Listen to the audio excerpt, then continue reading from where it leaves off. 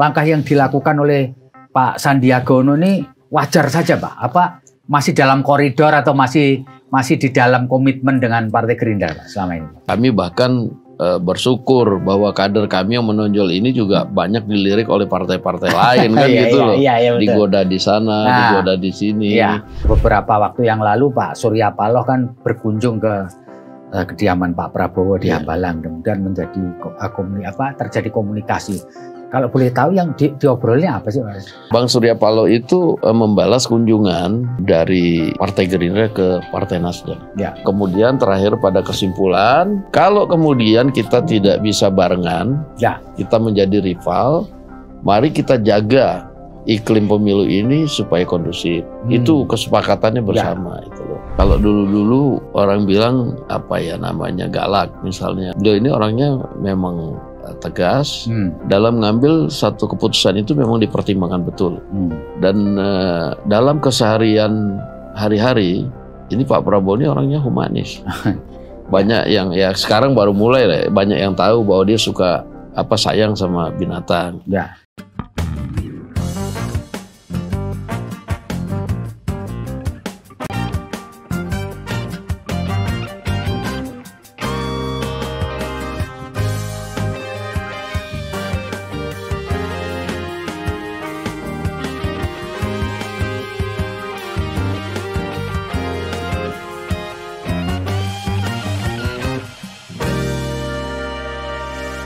Assalamualaikum warahmatullahi wabarakatuh. Salam damai sejahtera buat kita semua. Om Swastiastu, Namo Buddhaya, dan salam kebajikan. Tribuners, saya Pevi Mahendra Putra, Direktur Pemberitaan Tribun Network.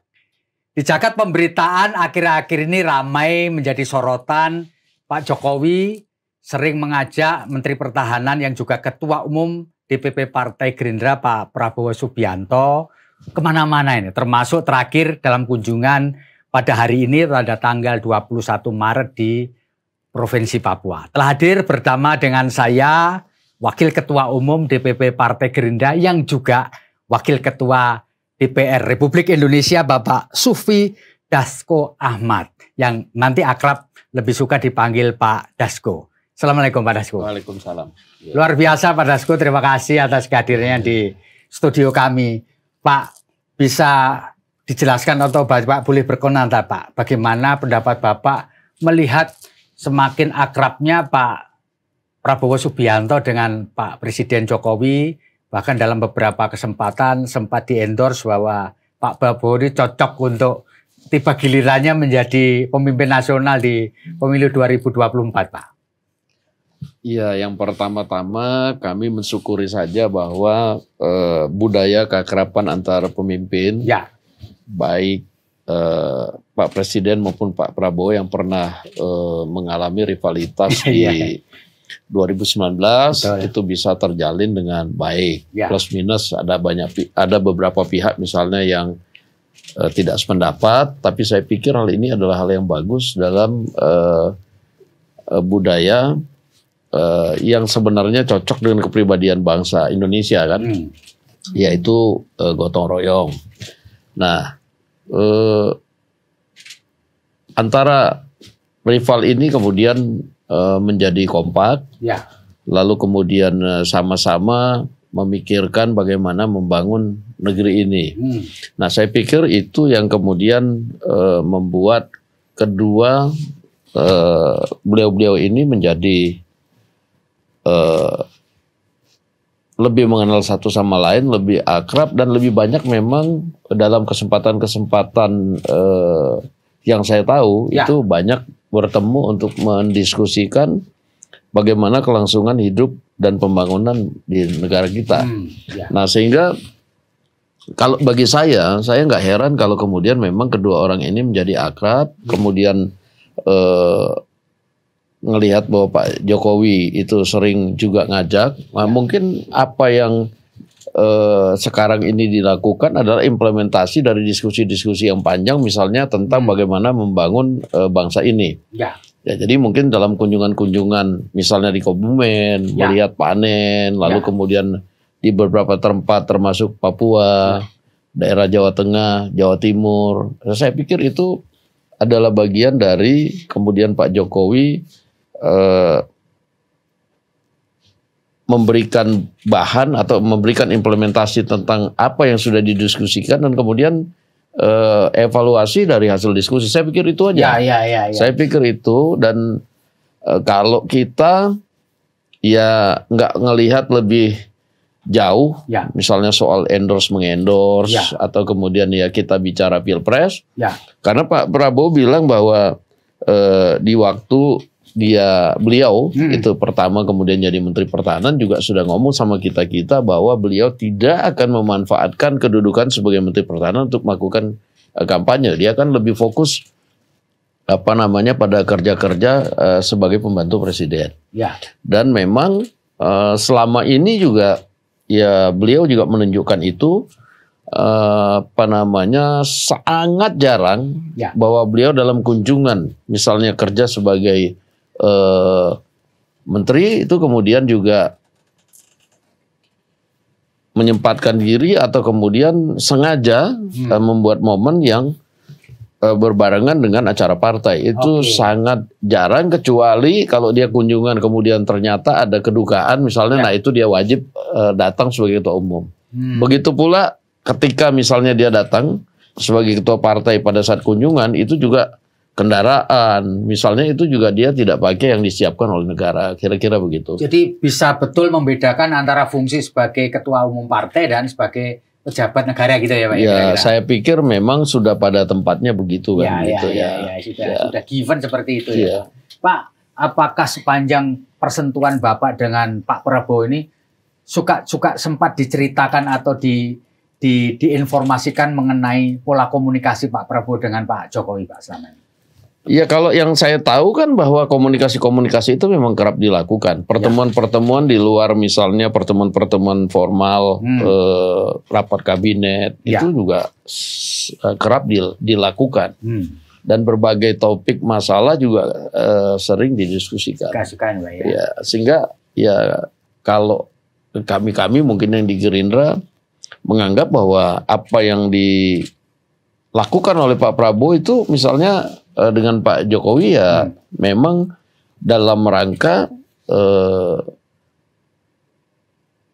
menjalankan atau menunaikan kewajiban sebagai pembantu presiden.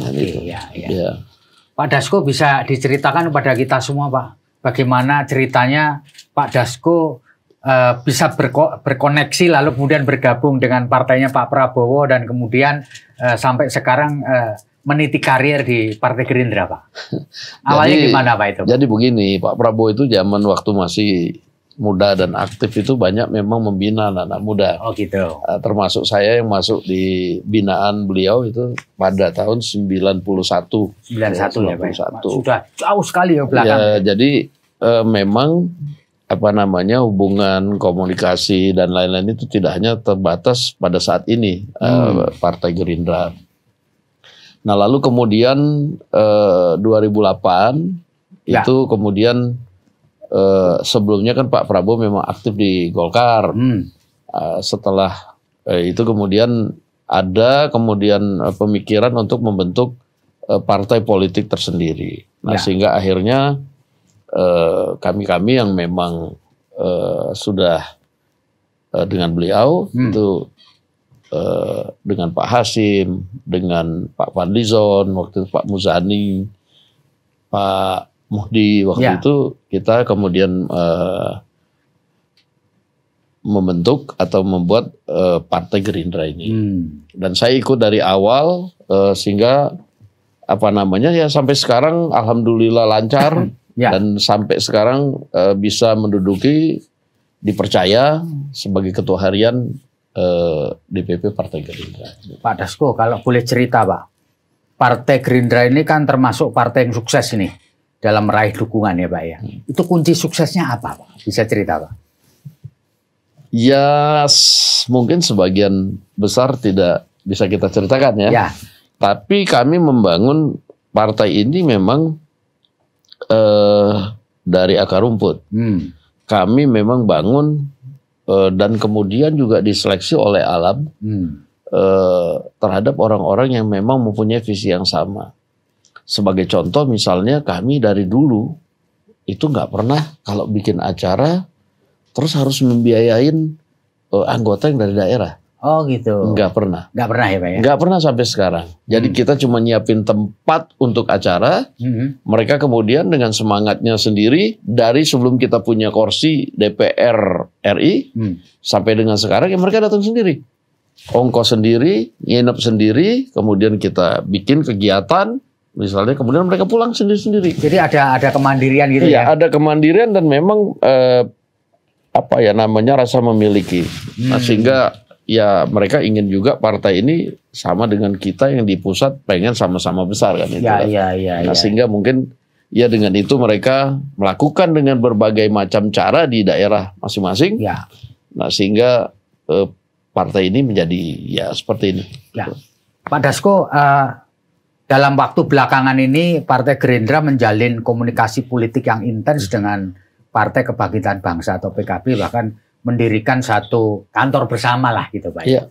Nah, apakah ini juga nanti akan menjadi satu platform atau satu koalisi tersendiri Pak di dalam sampai pemilu 2024 ke depan Pak? Iya, kalau kerjasama politik atau koalisi itu kan sudah dilakukan. Ya. Memang kami berpengalaman dari yang lalu-lalu. Ya. Yang lalu-lalu itu kita baru cari koalisi kalau sudah mepet-mepet. Nah, kalau sekarang kita sudah menentukan koalisinya, supaya kemudian kita bisa fokus pada program-program pemenangan. Dan ini kita lakukan komunikasi intens terus dengan PKB, baik di sekretariat bersama walaupun dan kegiatan-kegiatan yang ada. Gitu. Pak, kalau boleh tahu Pak, kapan Pak Partai Gerindra itu mendeklar begitu bahwa pasangan bakal calon presiden dan wakil presiden itu apakah punya rentang waktu tertentu gitu Pak untuk mendeklar? Jadi gini, amanat Rapimnas itu memang Prabowo sebagai calon presiden dari Partai Gerindra. Tapi kemudian dalam piagam deklarasi dengan PKB itu jelas tertulis dan belum dirubah sampai sekarang. Bahwa calon presiden dan wakil presiden dari koalisi bersama ini itu ditentukan oleh 2 orang. Koalisi Kebangkitan Indonesia Raya ini ditentukan oleh 2 orang. Jadi calon presiden dan calon wakil presiden itu ditentukan mutlak oleh hanya Pak Prabowo dan Pak Muhaimin Iskandar. Nah, sehingga kalau ditanya kapan melakukan deklarasi capres cawapres, siapa capres siapa cawapres, itu kita masih ya menunggu karena kita memberikan kewenangan kepada kedua beliau-beliau ini, ya kita tunggu dari beliau-beliau. Ya, jadi kalau capresnya kan sudah pasti ya Pak ya, karena jadi gini, capres itu Rapimnas, amanat Rapimnas Partai Gerindra. Tetapi dalam koalisi Kebangkitan Indonesia Raya ini itu capres cawapres ditentukan oleh kedua belah pihak. Karena memang ya kita juga tahu bahwa di PKB Caimin juga dicalonkan jadi calon presiden kan gitu. Dan ini dinamika politik ini terus berjalan sampai sekarang, sampai nanti batas waktu pendaftaran capres. Saya nggak tahu. Saya tadi nggak bicara mengenai batas waktu pendaftaran capres dan cawapres, tapi limitasi waktu itu ditentukan oleh 2 orang, Pak Prabowo dan Pak Muhaimin. Jadi kalau mereka berdua ngomong besok kita mau declare, ya kita ikut aja kan gitu. Atau dia nanti bilang nanti dekat-dekat pendaftaran, kita ikut aja. Pak, kalau Pak Dasko melihat pada saat ini kan dinamika politik begitu kencang dan hangat gitu ya Pak ya.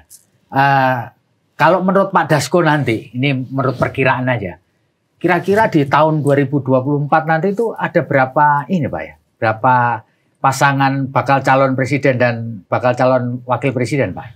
Ya namanya politik itu dinamis dan fluktuatif. Saya nggak bisa nebak-nebak nanti di 2024 itu ada berapa pasang calon. Walaupun kalau dilihat sekarang koalisinya kan ada 3. Betul. Gitu. Ada 3.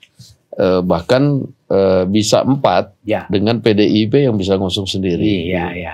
Nah sehingga kita ikuti sajalah kalau menurut saya ini dinamika politik yang ada dan kita bagaimana caranya masing-masing koalisi misalnya sudah mulai berpikir sama bahwa pemilu ini harus dilakukan dengan damai, dilakukan dengan jujur dan adil, dan kita sedapat mungkin dalam pemilu ini ya kita sama-sama membuat suasana supaya para pemilih atau rakyat kita tidak terpecah belah kan? Iya. Pak Dasko, satu di antara kader Partai Gerindra yang menonjol adalah Pak Sandiaga Uno, Pak ya. Menonjol juga karena beliau pernah berpasangan dengan Pak Prabowo dalam pemilu beberapa waktu yang lalu. Apakah Partai Gerindra sendiri melihat langkah yang dilakukan oleh Pak Sandiaga Uno ini wajar saja, Pak? Apa masih dalam koridor atau masih di dalam komitmen dengan Partai Gerindra, Pak, selama ini, Pak? Nah, jadi begini, kalau dibilang itu adalah kader yang menonjol, ya. Dan kami bahkan bersyukur bahwa kader kami yang menonjol ini juga banyak dilirik oleh partai-partai lain kan gitu loh. Digoda di sana, digoda di sini. Tapi kan ini namanya juga politik. Ya kita sudah waktu itu sudah pernah Pak Sandi komunikasi dengan Pak Prabowo kan, bahwa ya dia diundang ke sana, diundang ke sini.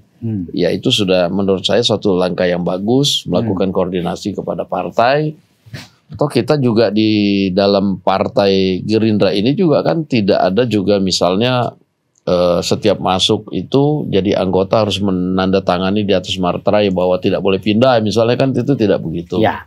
Pak Prabowo sendiri orangnya menurut saya orang yang bijak. Beliau itu juga nggak pernah mau misalnya menyetop atau menghambat karir seseorang. Yang paling enak itu kan adalah bahwa apa yang dilakukan oleh masing-masing kader itu harus dikomunikasikan dengan partai dan pimpinan partai, itu aja. Jadi itu ya Pak ya. Ya, jadi kita nggak ngelihat apa ya namanya itu satu yang tidak biasa gitu. Ya. Jadi ada dinamika itu wajar asal ada komunikasi, Pak ya. Komunikasi yang terbuka dengan seluruh kader partai, terutama pimpinan partai ya, Pak. Pak Dasko, kalau boleh persentuhan dengan Pak Prabowo itu kan sudah lama ya, Pak ya. Bisa cerita nggak Pak kekasan atau sosok dari Pak Prabowo di mata Pak Dasko itu kayak apa, Pak? Jadi kan beliau ini kalau dulu orang bilang apa ya namanya galak misalnya, atau kemudian dia, saya rasa sih bukan itu. Beliau ini orangnya memang tegas, dalam mengambil satu keputusan itu memang dipertimbangkan betul. Dan dalam keseharian hari-hari ini Pak Prabowo ini orangnya humanis. Banyak yang ya sekarang baru mulai lah, banyak yang tahu bahwa dia suka sayang sama binatang. Saya udah pernah juga ngomong sama kawan-kawan, kalau dia galak, dia kasar, mana ada binatang yang suka kan gitu. Ini hampir semua binatang itu ya beliau bisa deket gitu. Itu. Yang kedua, ya dalam kehidupan sehari-hari juga sederhana. Di rumah itu dia kalau sudah malam dia pakai kaos, pakai sarung gitu. Itu aja. Dan komunikasi dengan seluruh kader biasa saja ya Pak ya? Biasa aja. Biasa aja. Dia kadang-kadang ya ini mungkin cara yang mungkin tidak biasa. Tapi kadang-kadang dia bisa aja kemudian ngelihat satu kegiatan di medsos bagus, pengurus satu kecamatan di daerah mana itu bisa diundang datang. Diundang datang ke Jakarta, diajak makan misalnya. Pak Dasko, kalau boleh cerita Pak Dasko, beberapa waktu yang lalu Pak Surya Paloh kan berkunjung ke kediaman Pak Prabowo di Hambalang, kemudian terjadi komunikasi. Kalau boleh tahu yang diobrolnya apa sih Pak? Yang pertama saya panggil Abang. Bang Surya Paloh itu membalas kunjungan dari Partai Gerindra ke Partai Nasdem waktu itu. Lalu yang kedua, ya lebih banyak juga membicarakan situasi politik terkini. Yang kemudian terakhir pada kesimpulan sama. Kalau kemudian kita tidak bisa barengan, kita menjadi rival, mari kita jaga iklim pemilu ini supaya kondusif. Itu kesepakatannya bersama itu loh. Itu ya Pak ya. Bahwa meskipun tidak berada dalam satu barisan ya. Iya. Tapi kalau bisa rivalitas itu tetap menjaga satu kondisivitas itu Pak ya. Betul. Karena sama-sama juga menyadari bahwa kalau itu terjadi yang kasihan rakyat. Ya. Pak Dasko, beberapa waktu yang lalu dalam pemilu tahun lalu banyak orang beranggapan bahwa negeri ini terbelah gitu ya. Kalau dulu menyebutnya antara cebong dengan kampret, dengan Pak pendukung Prabowo dengan Pak Jokowi. Gimana Pak ya caranya kalau menurut Partai Gerindra supaya di pemilu tahun 2024 itu keterbelahan ini tidak terulang kembali Pak? Saya pikir harus dibudayakan bahwa dalam pemilihan umum itu adalah kontestasi. Kontestasi bukan perang gitu loh, kontestasi. Nah, kalau kontestasi itu setelah kontestasi yaitu kita kembali dalam kehidupan normal. Ya. Dan kalau bisa memang dibudayakan bahwa dalam kontestasi itu ya kontes selesai setelah kemudian selesai pula pemilu. Gitu loh. Jadi tidak berlarut-larut itu ya, tidak berlarut-larut dan ya kalau bisa menjadi budaya. Kan dalam setiap janji kampanye, dalam setiap kampanye itu setiap kontestan itu pasti mempunyai program unggulan. Ya. Apa yang dinilai baik di kontestan satu belum tentu dipunyai oleh kontestan satu kan. Nah sehingga lebih baik atau kalau boleh menjadi budaya bahwa program-program unggulan itu kemudian dijadikan satu, lalu kemudian dikelola bersama untuk kepentingan rakyat banyak gitu kan gitu. Iya. Jadi join program itu ya Pak ya. Join program. Siapapun yang nanti akan memenangi kontestasi ini ya. Itu ya rumusnya Pak. Pak, kalau boleh saya tahu Pak, orang mengatakan bahwa sekarang ini dulu-dulu orang yang mendukung Pak Bowo tuh pada lari ke Pak Anies sebagai representasi dari kelompok Islam gitu. Kalau Pak Dasko sendiri memandangi gimana Pak? Jadi gini, dalam politik yang dinamis ini saya rasa perubahan atau pergeseran dukungan itu kan adalah hal yang biasa. Waktu itu Pak Prabowo juga, kita juga sudah punya angka yang pasti berapa persentasenya Pak Prabowo. Kemudian Partai Gerindra berapa. Lalu kemudian kita meyakinkan yang lain untuk ikut mendukung. Nah ketika kemudian misalnya pendukung pada saat Pilpres itu juga mempunyai pilihan yang lain, ya itu juga nggak masalah menurut kita. Tapi juga kalau kita lihat persentase, ya kita nggak bilang banyak atau bilang sedikit. Tapi yang pasti kalau menurut persentase dukungan terhadap Partai Gerindra dan dukungan terhadap Pak Prabowo juga ya konsisten gitu. Dan malah cenderung ya kalau nggak boleh dibilang sombong sih cenderung agak naik. Kalau memang melihat dari hasil survei beberapa lembaga memang Pak Prabowo selalu fluktuasinya cenderung naik gitu ya Pak ya. Elektabilitasnya. Pak, apa sih yang kalau Bapak meyakini mengapa Pak Prabowo cenderung elektabilitasnya itu cenderung naik Pak?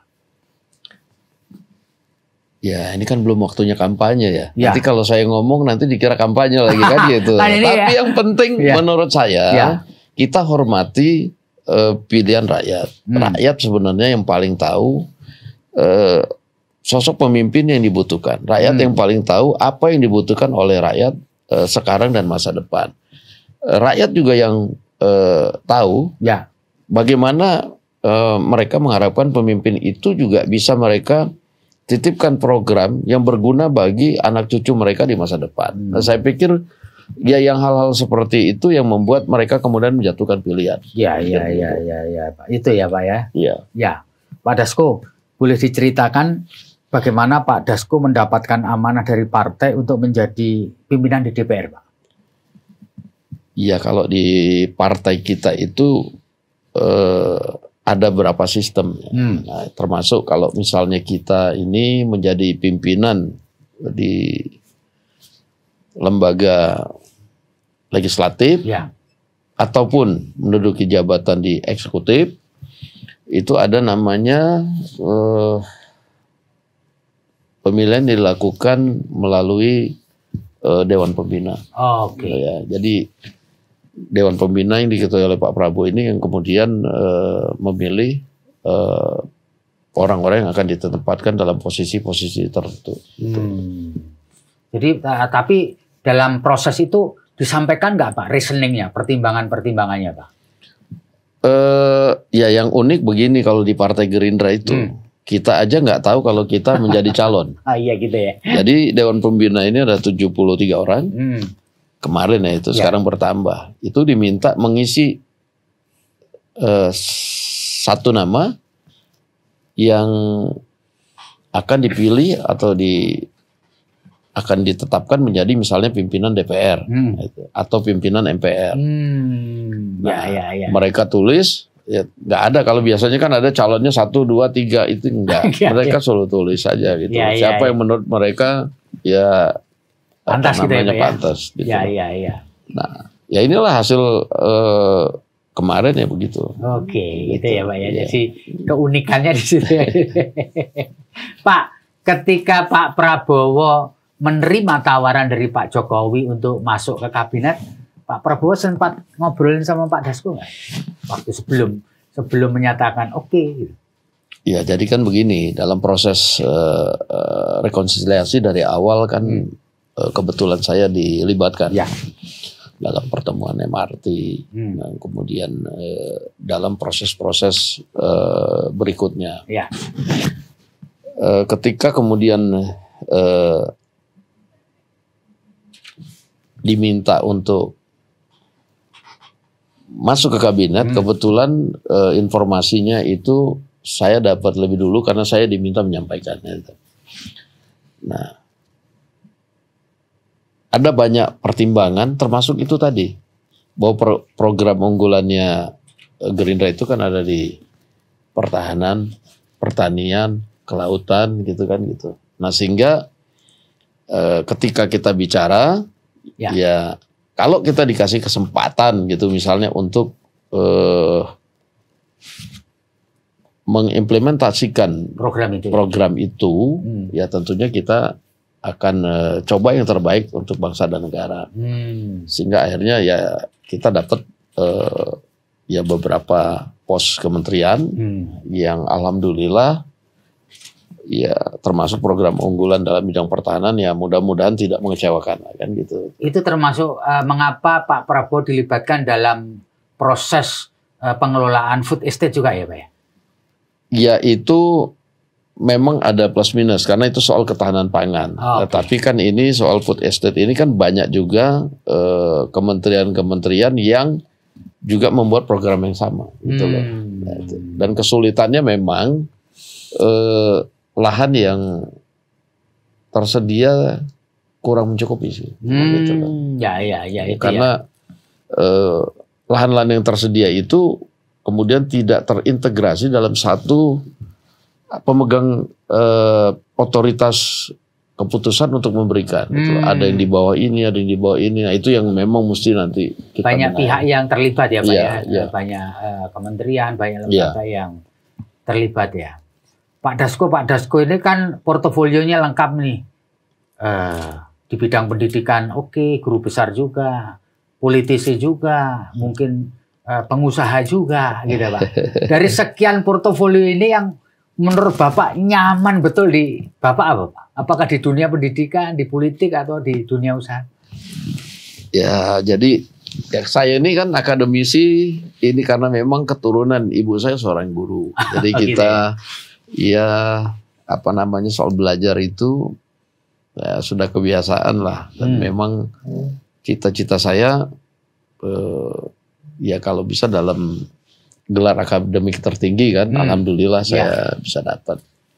Dan dari dulu saya memang selain usaha, saya juga itu praktisi hukum. Ya. Praktisi hukum, saya juga pengusaha. Nah di DPR ini, ya ini kan kita bicara soal pengabdian dan tugas dari partai. Ya semua saya rasa nyaman tapi kan memang ada waktunya. Misalnya kalau di usaha itu kita bisa sampai kapanpun semau kita. Tapi dalam politik ini saya pikir juga ada limitasi waktu ketika kita juga harus memberikan tongkat estafet kaderisasi kepada junior-junior yang ada. Itu. Nah, jadi kalau soal nyaman nggak nyaman, itu saya pikir bisa dijalanin bareng semua nyaman. Tapi Bapak masih meluangkan waktu untuk ngajar ya Pak? Saya masih. Kalau boleh saya tahu sebulan atau seminggu sekali atau gimana Pak jadwal ngajarnya ini? Ya jadi karena memang ya kalau guru besar itu kan memang jadwal ngajarnya nggak banyak, nah, sehingga sekarang ini ya bisa disesuaikan dengan kampus atau kita yang kemudian memberikan jadwal kepada kampus kan itu. Tapi itu kegiatan mengajar oke ya masih ya Pak jalan baik. Masih. Kalau yang selama ini Bapak materi berikan kepada para mahasiswa soal apa Pak? Ya kan saya memang profesor ilmu hukum, jadi nggak jauh-jauh dari situ lah. Gitu, iya. Jadi termasuk membimbing juga calon doktor juga? Iya, ya kan itu memang ya sebagai seorang guru besar, seorang dosen kita kan membimbing apa namanya yang ingin jadi dokter, yang ini ya pokoknya jadi sarjana. Gitu. Tapi masih ada waktu ya Pak di antara kesibukan sebagai politisi masih ada waktu ya untuk membimbing kandidat dokter gitu. Ya itu kan namanya juga amanah kan, itu harus kita pegang baik-baik. Iya. Gitu. Jadi kita biar gimana kita mesti sempetin lah. Iya. Karena itu juga itu ya Pak ya merangsang intelektual kita untuk tetap jalan Pak. Kalau ngajar, bimbing itu kan mau tidak mau ya Pak. Pak di antara keluarga Bapak ini, apakah ada di antara anak Bapak ini punya soul, punya bakat gitu untuk mengikuti jejak Bapak sebagai politisi? Saya lagi lihat-lihat orang anaknya cuma 1. Umurnya baru 12. Tetapi belum kelihatan ya Pak ya? Ya, tapi ya mungkin hampir semua bakat saya nurun ke dia. Oh gitu ya? Termasuk bakat sebagai pengajar juga ya Pak ya? Jadi di dunia akademik tampaknya juga itu ya Pak. Ya, jadi punya guru, Bapak guru juga, itu anaknya guru juga. Pak kalau boleh Bapak memberikan statement gitu di tahun 2023 adalah tahun politik. Kita berharap bahwa politik ini termasuk pemilu ke depan ini adalah sesuatu yang menggembirakan, ya kan? Sesuatu yang membuat kita tidak fear, kita takut gitu Pak. Silakan Pak. Ya, jadi gini, pasca pandemi COVID-19 yang memang menurut saya adalah sejarah yang mengerikan tidak hanya di Indonesia ya, tapi seluruh dunia karena ini belum pernah terjadi. Tentunya pembenahan ke depan ini tidak hanya di sektor ekonomi ataupun kemudian pendidikan, tetapi juga dalam hal demokrasi, dalam hal pesta demokrasi, kontestasi pemilu, ini kita juga harus